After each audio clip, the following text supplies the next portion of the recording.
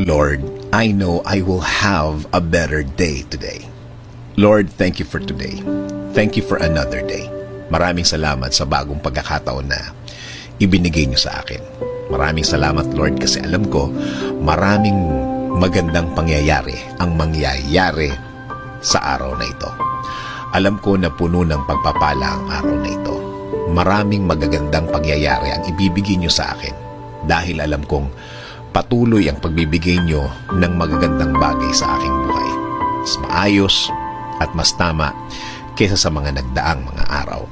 I am giving and submitting everything to you, Lord. Ikaw na ang bahala sa aking araw-araw. Patuloy mo akong ilid sa aking buhay. Patuloy mo akong bigyan ng guidance. Alam kong patuloy mong ilalagay ang mga bagong opportunity sa aking buhay, Lord.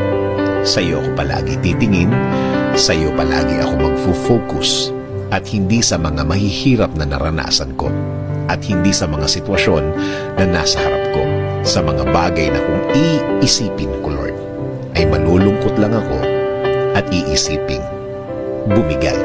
Again, Lord, I declare this will be a good day today. It will be better than yesterday compared sa mga dumaan na mga araw, compared sa mga nangyari noong mga nakaraang araw at panahon. Salamat sa laging pagbibigay ng mga bagong pagkakataon, sa mga new chances, sa mga second chances. Sa plano nyo ako titingin palagi, sa magandang finished product ng plano nyo sa akin. Patuloy nyo akong proteksyonan, patuloy nyo akong i-bless, Lord. Patuloy nyong ilagay ang mga tamang opportunities sa aking way. Patuloy niyo pong ilagay ang mga tamang impluensya sa aking mga dadaanan, Lord. Itinataas ko din sa inyo ang aking pamilya. Patuloy niyo din silang alagaan.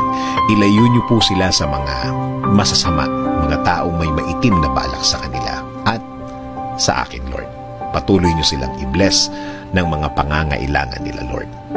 Pati po ang aking bayan. Kayo din po ang manguna sa aming bayan. Kayo na po ang magbigay ng dapat para sa aming bansa. Patuloy niyong gawing